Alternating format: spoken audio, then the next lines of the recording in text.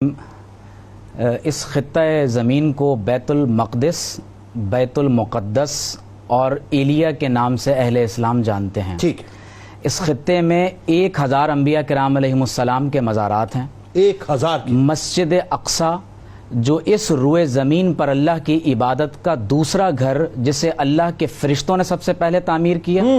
حضور علیہ السلام سے پوچھا گیا، یا رسول اللہ صلی اللہ علیہ وسلم، اللہ کی روئے زمین پر پہلی مسجد کون سی ہے؟ فرمایا خانہ کعبہ۔ فرمایا اس کے بعد نبی کریم صلی اللہ علیہ وسلم ارشاد فرماتے ہیں کہ اس کے بعد 40 برس کے بعد مسجد اقصی کو تعمیر کیا گیا۔ سب سے پہلی تعمیر مسجد اقصی کی فرشتوں نے کی، دوسری تعمیر حضرت آدم علیہ السلام نے فرمائی، اور پھر اس کے بعد اللہ تبارک و تعالیٰ کے فرشتوں نے اس مسجد کی تعمیر فرمائی ہے۔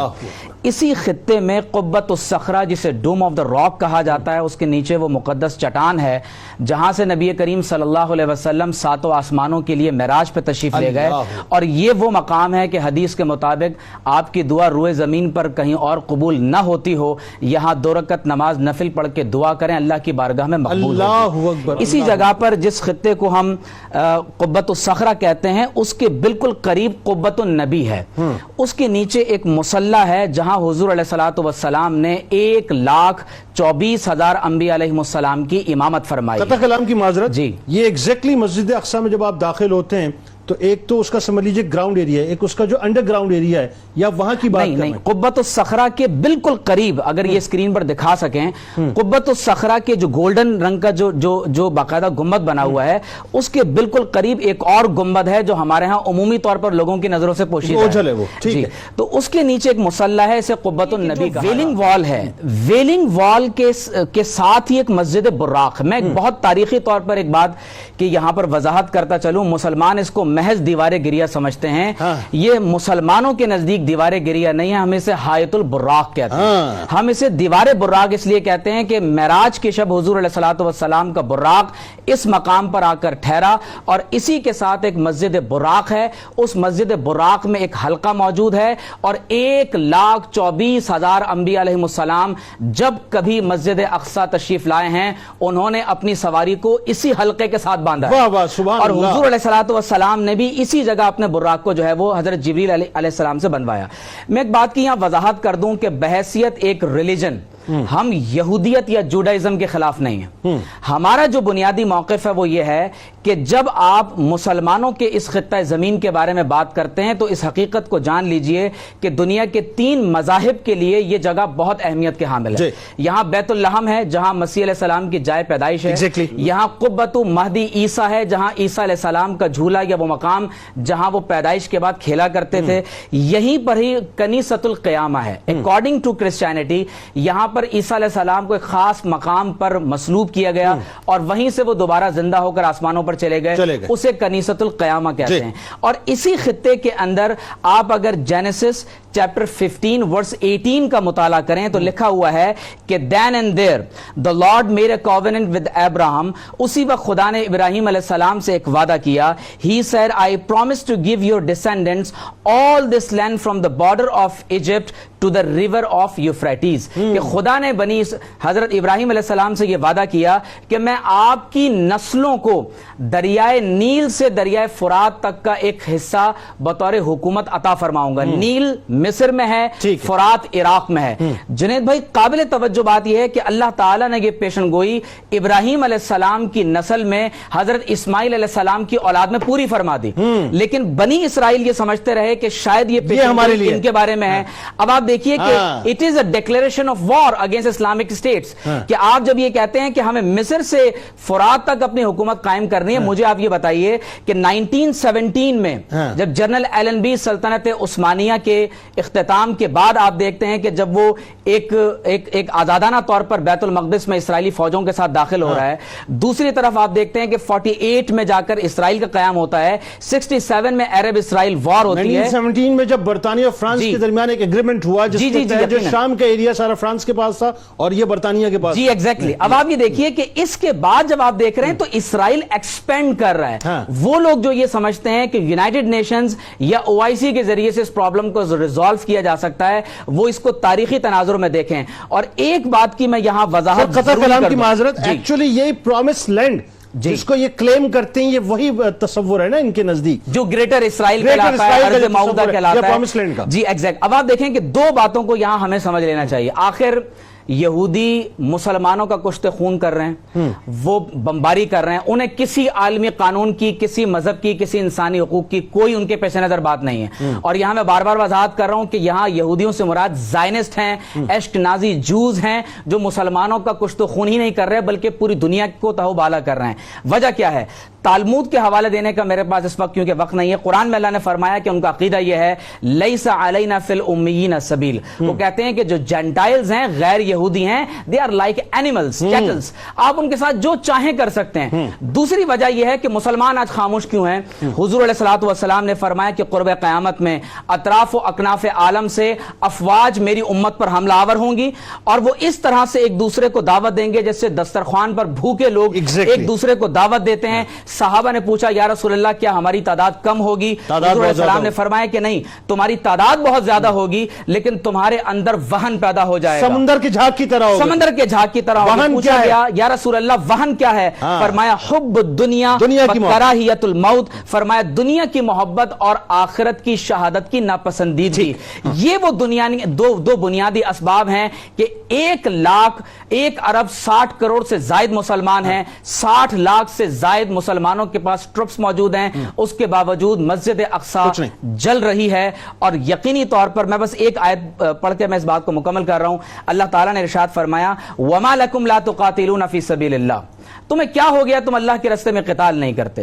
والمستضعفین من الرجال والنساء والولدان الذین یقولون ربنا اخرجنا من هذه القرية الظالم اهلها واجعل لنا من لدنك ولیا واجعل لنا من لدنك نصیرا. یہ ہے وہ پالیسی جو پورے عالم اسلام کو اس وقت اختیار کرنی چاہیے. سورت ہے بنی اسرائیل, واقعہ ہے شب اسراء کا, اور ہجرت مدینہ منورہ سے 1 سال قبل نبی کریم صلی اللہ علیہ وسلم کو معراج ہو رہی ہے. اور اللہ تعالیٰ فرما رہا ہے سبحان الذی اسری بعبدہ لیلا من المسجد الحرام الی المسجد الاقصی. یہ نقطہ ہمیشہ کے لیے تمام سامعین اپنے ذہنوں میں بٹھا لیجئے کہ مسجد اقصی ہو یا خانہ کعبہ ہو, یہ نسل پرستی کی بنیاد پر تعمیر ہونے والی عبادت گاہیں نہیں ہیں. حضور علیہ الصلوۃ والسلام کی بعثت سے قبل ابراہیم علیہ السلام کے ایک بیٹے بنو اسماعیل میں سے حضرت اسماعیل علیہ السلام, بنو اسماعیل خانہ کعبہ کی نگرانی کرتے رہے. اسحاق علیہ السلام کی نسل کے لوگ بیت اللہ کی نگرانی کرتے رہے. لیکن جب اللہ نے اپنے آخری نبی کو مبعوث فرما دیا اور انہیں پروردگار عالم نے شب اسراء کو معراج عطا فرما دی, تو یہ بات طے ہو گئی کہ اب قیامت تک حضرت ابراہیم علیہ السلام کی نسل میں بیت اللہ ہو یا مسجد حرام اور بیت المقدس ہو, ان دونوں کی نگرانی اللہ کے آخری نبی محمد رسول اللہ صلی اللہ علیہ وسلم کے دین کے مطابق کی جائے گی. اب کل قیامت کی جتنی بھی علامات ہیں آپ دیکھیے حضور علیہ السلام کیا فرما رہے ہیں. فرمایا کہ اس مسجد میں نماز پڑھنا, صرف 2 رکعت نماز پڑھنا, فرمایا کہ گزشتہ تمام گناہوں کا کفارہ بن جاتا ہے اور 50,000 نمازوں کا ثواب ہے. قرآن نے کہا ہے من المسجد الحرام الی المسجد الاقصی. حضور فرماتے ہیں کہ جس نے حج یا عمرے کا احرام باندھا من المسجد الاقصی الی المسجد الحرام, اس کے اگلے اور پچھلے تمام گناہوں کو معاف کر دیا جائے گا. اس پورے خطے کو بلاد الشام کہتے ہیں. اور حضور علیہ السلام نے فرمایا اذا فسد اہل الشام فلا خیر فیکم, اگر اس خطے میں جنگ برپا ہوگی تو فرمایا پھر میری امت کے اندر خیر باقی نہیں رہے گی. نبی کریم صلی اللہ علیہ وسلم نے فرمایا عمران بیت المقدس.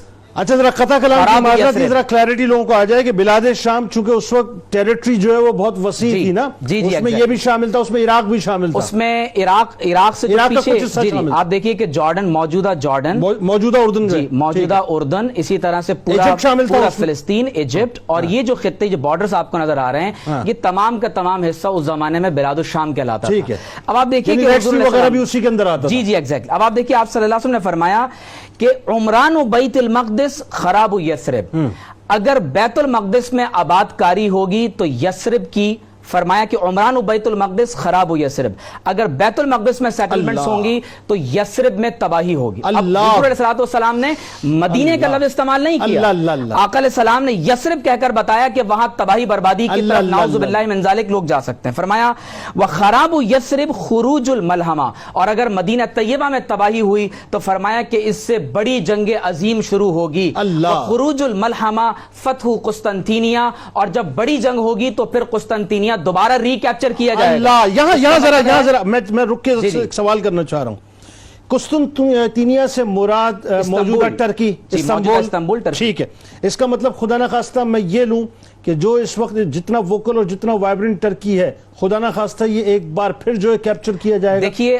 اس بشارت کی دیکھیے ابھی ہمیں نہیں معلوم کہ اس میں 400 500 کتنے برس باقی ہیں، ٹھیک ہے، لیکن اس وقت یقیناً جو ترکی کا کردار ہے، ہم امید کرتے ہیں کہ یہ وقت کے صلاح الدین ایوبی کا کردار ادا کرتے ہوئے اس سلطنت عثمانیہ کی سنت کو زندہ کریں گے جنہوں نے ایک مرتبہ بیت المقدس کو پہلے فتح کیا تھا، اور انشاءاللہ اس کی عظمت کو دوبارہ قائم کریں گے۔ اب آپ دیکھیے کہ حضور علیہ السلام خود ارشاد فرما رہے ہیں، اور یہ حدیث نہایت ہی قابل توجہ ہے، فرمایا کہ تخرج من خراسان رایات سود، فرمایا خراسان سے سیاہ جھنڈے نکلیں گے، لا یردها شیء حتی تنصب بایلیا، فرمایا کہ ان سیاہ جھنڈوں والوں کو کوئی نہیں روک سکے گا یہاں تک کہ ان جھنڈوں کو بیت المقدس پر نصب کر دیا جائے گا۔ یعنی ایلیا سے مراد بیت المقدس یعنی سرزمین فلسطین، اچھا خراسان سے مراد وہ سارا بیلٹ ہے جہاں پر افغانستان بلوچستان کا کچھ ایریا، پاکستان کا کچھ ایریا، افغانستان اس کا ہارٹ ہے نا، اور پاکستان کا جو پورا قبائلی بیلٹ ہے سارا، ٹھیک ہے، تو اس سے یہ بات معلوم ہوتی ہے کہ اس بشارت میں بالخصوص پاکستان کا وہ حصہ جو آپ کو قبائلی بیلٹ میں نظر آتا ہے، افغانستان کا حصہ، جی وہ یہاں سے جائیں گے، جی یقیناً یہ احادیث مروی۔ اور پھر میں ایک بات یہاں پر آپ کے ساتھ شیئر کروں کہ فاروق اعظم رضی اللہ تعالی عنہ نے جب بیت المقدس کو صلح کے ساتھ فتح کیا ہے، امان لکھ کر دی ہے، فرمایا ان کی جان مال عزت آبرو، ان کی صلیب ان کے کنیسہ کو امان ہے، اور فرمایا ایک جملہ ہے، فرمایا وَلَا يَسْكُنُ بِإِيلِيَ مَعَهُمْ أَحَدٌ مِّنَ الْيَهُودِ، فرمایا یہودیوں کو یہاں رہنے کی اجازت نہیں دی جائے گی۔ اور فاروق اعظم نے جب بیت المقدس کو فتح کیا تو پالیسی اسٹیٹمنٹ قیامت تک کے مسلمانوں کو دیا ہے، فرمایا اِنَّا كُنَّا أَذَلُّ قَوْمٍ، ہم ضلالت میں گرے ہوئے لوگ تھے، فَأَعَزَّنَا اللَّهُ بِالْإِسْلَامِ، اللہ نے ہمیں اسلام کے ساتھ عزت دی ہے، فَمَهْمَا نطلب العزت بغیر ما اعزنا اللہ بی اذلنا اللہ، حضور کی غلامی کو چھوڑ کر مسلمان جب کبھی بھی اقوام متحدہ کے پاس جائیں گے یا کہیں اور جائیں گے، اللہ انہیں ذلیل و رسوا کر دے گا۔ تو ضرورت اس امر کی ہے کہ ہم محمد رسول اللہ کی بارگاہ میں گنبد خضرا کی طرف اللہ تعالیٰ